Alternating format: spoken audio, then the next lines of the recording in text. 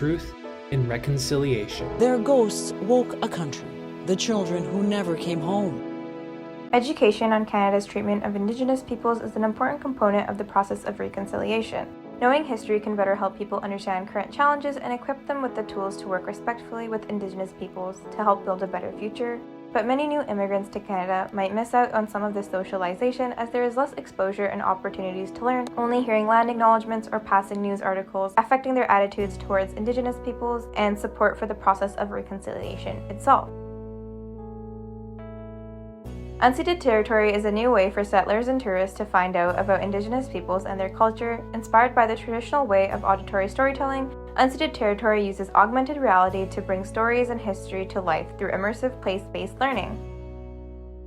Many landmarks and tourist attractions in Canada have deep-rooted Indigenous history. Unceded territory makes this more accessible as users visit these spots and will be engaged by a QR code that triggers them to download the app. Once in the app, you can use the camera to look around, and depending on your location, you will find a color-categorized marker pointing out the interactable location. The user is able to start the immersive experience using 3D and 2D elements to animate and narrate a story that can either tell a legend that is attached to that area or explain the historical significance of a location. One day, they were traveling in a canoe in the area of Siawash Rock. The canoe they were traveling in was the fourth brother transformed into the canoe. The immersive experience also accommodates to the user, allowing for a static summary option. As users walk around, they will be notified if they enter new lands or pass by interactable locations. If they happen to not find any places, they can use the nearby feature to see what is closest to them and visit with the directions in the map.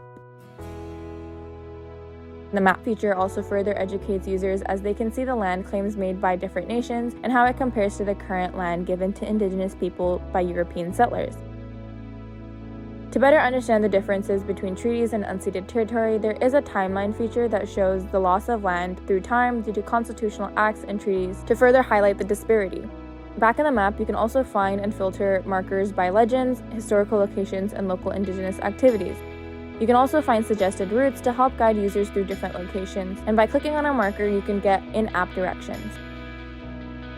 To ensure a user can access information and experiences again, everything is saved into an archive where a person can view all the places they visited and have not visited. Visited locations will show you the recordings that you've taken as well as the written content, while the unvisited ones will motivate you to go out and learn more.